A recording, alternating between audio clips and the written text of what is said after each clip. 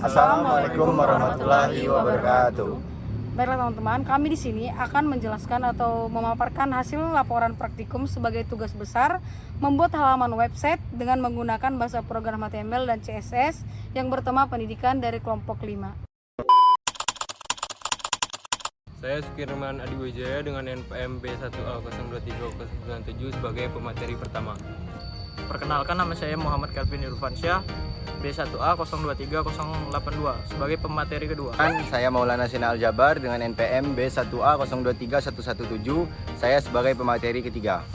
Perkenalkan, nama saya Aditya Triwinata dengan NPM B1A023092, pemateri keempat.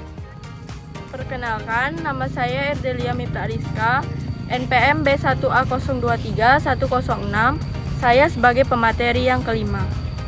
Perkenalkan, saya Nita Siroloko dengan NPM B1A023123, saya pemateri ke-6. Pertama, doctype, yaitu adalah kode yang mengidentifikasikan bahwa dokumen tersebut adalah HTML. Memberitahu perambahan atau browser bahwa kode yang akan dijalankan adalah kode bahasa markup. HTML berfungsi sebagai pembuka dan penutup dari keseluruhan dokumen bahasa markup. HTML adalah elemen dasar yang digunakan untuk membangun struktur dan format konten di halaman web. Head berisi informasi meta tentang dokumen seperti judul, link ke file HTML, dan lainnya. Title dipakai dalam elemen untuk menetapkan judul halaman web yang akan ditampilkan pada tab browser. Body merupakan bagian utama dari halaman web di mana berisi semua konten yang ingin ditampilkan kepada audiens. H1 sampai H6 digunakan judul dan subjudul. H1 dengan judul utama dan H6 sebagai judul terkecil. P berfungsi untuk paragraf teks. Div merupakan tag untuk mengelompokkan elemen lainnya sehingga memungkinkan kontrol yang lebih baik terhadap style dan layout. HR memisahkan konten, biasanya ditampilkan garis pembatas. Background color memberikan warna latar belakang. Color memberikan warna pada teks. Font family mengubah font pada teks. Font size mengatur perataan teks. Image element untuk mendefinisikan gambar. A elemen ini digunakan untuk membuat konten sebagai blok, yang berarti elemen akan memenuhi lebar kontainer yang tersedia dan akan dimulai pada baris baru. Display position ini menetapkan posisi elemen relatif terhadap posisi normal dalam aliran dokumen. Width ini mengatur lebar elemen. Height ini menetapkan tinggi elemen. Selanjutnya, background linear gradient. Ini memberikan latar belakang gradient linear.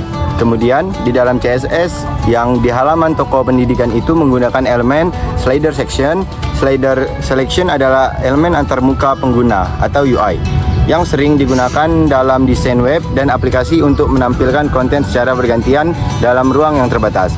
Ini biasanya berupa serangkaian gambar, teks, atau elemen lainnya yang dapat digeser atau bergulir secara bergantian. Atribut class digunakan untuk memberikan satu atau lebih nama kelas kepada elemen. Nama-nama kelas ini dapat digunakan untuk berbagai tujuan, terutama untuk styling dengan CSS dan manipulasi DOM dengan JavaScript. Section dalam HTML adalah elemen semantik yang digunakan untuk mendefinisikan bagian atau segmen dari sebuah dokumen. Bagian ini biasanya berisi konten yang memiliki tema atau topik yang sama. Elemen section sering digunakan untuk mengelompokkan konten yang berhubungan dalam sebuah halaman web. Istilah kontainer biasanya merujuk pada elemen yang digunakan untuk membungkus dan mengelompokkan elemen-elemen lain. Elemen kontainer membantu dalam pengaturan tata letak, penataan gaya, dan organisasi konten. Kontainer sering digunakan bersama dengan CSS untuk mengatur dan menata elemen dalam halaman web. Navigasi bar atau navbar dalam HTML adalah bagian dari antarmuka pengguna yang biasanya ditempatkan di bagian atas halaman web dan berfungsi sebagai menu navigasi untuk mengarahkan pengguna ke bagian-bagian lain dari situs web. Navbar biasanya dibuat dengan menggunakan elemen HTML seperti nav, ul, li, dan a, serta CSS untuk styling. Saat kode dijalankan, akan muncul 5 halaman yang dibuat dengan menggunakan bahasa pemrograman HTML dan CSS bertema pendidikan yang kami ambil dengan membuat website yang menerangkan tentang apa itu pendidikan dan sejarah singkat pendidikan di Indonesia. Dan di dalam halaman kedua, yaitu sejarah, kami menambahkan objek atau read more Jadi itu berfungsi jika ditekan akan muncul halaman lain yang isinya tentang materi sejarah pendidikan di Indonesia yang lebih jelas lagi. Kami menggunakan sebuah href link atau href link adalah kode HTML yang menggunakan tag A dan atribut href untuk membuat hyperlink yang dapat diklik. Kemudian di halaman selanjutnya, halaman ketiga yaitu sejarah Hari Pendidikan Nasional yang kami letakkan foto pendidikan seperti Gajah Dewantara. Dan sama seperti halaman sebelumnya, kami juga menambahkan objek atau klik read more untuk memindahkan pembaca ke halaman tentang Hari Pendidikan Nasional yang lebih rinci dan lebih jelas. Di halaman selanjutnya, kami membuat materi tentang semboyan pendidikan, dan halaman berikutnya lagi menampilkan tokoh-tokoh pendidikan di Indonesia, dan di halaman website dibuat dengan men-scroll ke bawah untuk menampilkan elemen pada website yang bisa dilihat dengan menggulir atau scroll ke bawah. Kita bisa memanfaatkan elemen HTML standar dengan CSS untuk mengatur tinggi dan overflow dari elemen tersebut.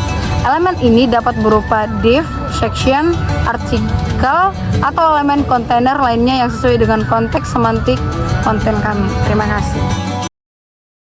Teman, cukup sekian penjelasan dari kami mengenai laporan praktikum atas tugas besar membuat halaman website dengan program HTML dan CSS yang bertema pendidikan dari kelompok 5. Akhir kata kami ucapkan wassalamualaikum warahmatullahi wabarakatuh.